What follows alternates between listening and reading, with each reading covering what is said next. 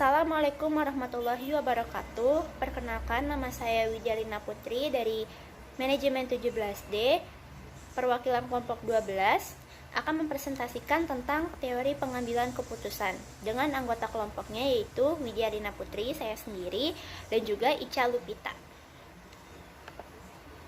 Lalu nama usahanya adalah Abon Rebung. Jenis usahanya ini adalah usaha dagang, dan pembagian tugas dalam kelompoknya adalah sebagai berikut. Yang pertama adalah tujuan. A. Identifikasi masalah.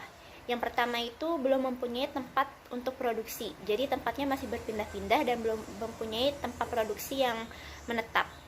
Lalu berikutnya ada alat memasak yang sama sekali belum memenuhi standar.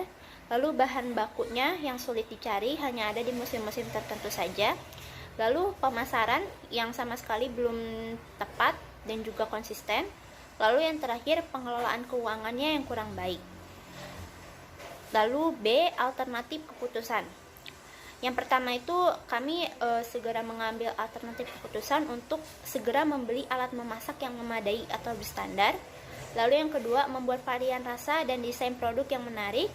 Lalu membuat strategi pemasaran yang efektif dan efisien. Kemudian membuat pengelolaan keuangan yang baik dan segera terjun langsung ke lapangan untuk memasarkan produk-produk kami ini ke pelaku usaha UMKM lainnya agar bisa dijadikan key partnership. Lalu C. Melakukan analisis keputusan dalam kondisi beresiko. Dari masalah yang terdapat pada usaha Abon Rebung ini, kami sepakat untuk mengambil keputusan diselesaikan dengan kondisi beresiko. Nah, pengambilan keputusan kondisi beresiko ini menggunakan EMP, yaitu Expected Monetary Value, EMV, dan juga Expected Opportunity Loss, atau IOL. Nah, dari masalah tadi itu, kami fokus terhadap pengelolaan alat memasak yang belum memenuhi standar. Lalu pengumpulan analisis dan datanya, yang pertama itu uji coba produksi menggunakan saringan kain yang dijual pada saat market day. Itu jumlah makanan yang terjual itu 10 bungkus, sedangkan penjualan yang dilakukan di lokasi Galuh Mas menyusuri ruko menjual kepada produk usaha UMKM lainnya itu hanya terjual 5 bungkus saja. Lalu uji coba produksi meminjam alat pengering abon yang dijual pada saat market day, jumlah makanan yang terjual yaitu 30 bungkus, sedangkan penjualan yang dilakukan untuk menyusuri ruko Galuh Mas itu hanya terjual 22 bungkus. Lalu uji coba produksi meminjam alat oven yang dijual pada saat market day, jumlah makanan yang terjual itu sebanyak 23 bungkus, sedangkan penjualan yang dilakukan di lokasi menyusuri ruko Galuh Mas itu hanya terjual 17 bungkus. Lalu berikutnya tidak ada lagi melanjutkan usaha dagang tersebut selama 1 tahun. Nah, dari pernyataan terakhir merupakan data kunci dari ketiga pernyataan di atas. Dengan adanya pernyataan tidak lagi melanjutkan, artinya probabilitas 100% tidak mendapatkan penghasilan. Maka pengambilan keputusan kita diselesaikan dengan kondisi beresiko. Yang pertama itu adalah pengambilan keputusan pada saat kondisi beresiko menggunakan EMV, Expected Monetary, dan juga Expected Opportunity Loss. Lalu alternatif keputusannya itu adalah yang dipilih oleh kita ini. Yang pertama itu membeli mesin pengering abon, yang kedua menggunakan oven, atau yang ketiga tetap menggunakan saringan kain. Itu untuk mengeringkan abonnya ketika abonnya sudah dimasak. Lalu analisis pengambilan keputusan beresiko, perhitungan pengambilan keputusan menggunakan EMP atau Expected Monetary Value.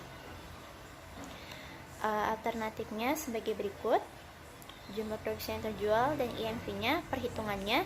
Dan dari ketiga alternatif tersebut, maka yang akan dipilih keputusan menggunakan EMV adalah alternatif kedua, karena nilai kemungkinan keuntungan yang paling besar adalah alternatif kedua, yaitu dengan membeli mesin pengering abon atau spinner, karena bisa menghasilkan rasa abon yang lebih enak menurut para pelanggan dan para konsumen, dan ini merupakan pilihan yang terbaik. karena ini merupakan nilai tertingginya. Lalu analisis pengambilan keputusan dengan kondisi beresiko, perhitungan pengambilan keputusan menggunakan IDL. Berikut datanya. Dan dari ketiga alternatif di atas dengan menggunakan IOL, memiliki nilai terendah adalah alternatif yang kedua, yaitu 0. Dengan begitu, maka resiko yang akan dihadapi atau kerugiannya juga kecil dibanding alternatif yang lainnya. Maka kesimpulannya adalah identifikasi masalahnya itu belum mempunyai tempat produksi, alat memasak yang belum memenuhi standar, bahan yang sulit dicari, pemasarannya, dan pengelolaan keuangan yang kurang baik. Dan yang B-nya itu alternatif keputusannya itu kita memilih membeli mesin pengering abon, 2 menggunakan oven, 3 tetap menggunakan saringan kain. Dan C-nya metode pengambilan keputusan. Metode pengambilan keputusan yang dipilih sesuai dengan hasil perhitungan probabilitas dengan menggunakan IMP atau IOL adalah alternatif kedua, yaitu dengan membeli alat pengering abon atau spinner. Alasannya yaitu karena dari hasil perhitungan kondisi beresiko menggunakan IMP atau IOL adalah memilih alternatif kedua, karena dari alternatif 1 ataupun 3 menunjukkan bahwa jika menggunakan saringan kain ataupun menggunakan oven, produk tidak terlalu terjual atau laku, dan rasa yang dihasilkan pun berbeda dengan alternatif kedua yang menggunakan spinner atau pengering abon, dan tentunya tidak bisa membuat laba atau keuntungan yang banyak. Baik, sekian dari kelompok kami. Mohon maaf apabila ada kesalahan. Assalamualaikum warahmatullahi wabarakatuh.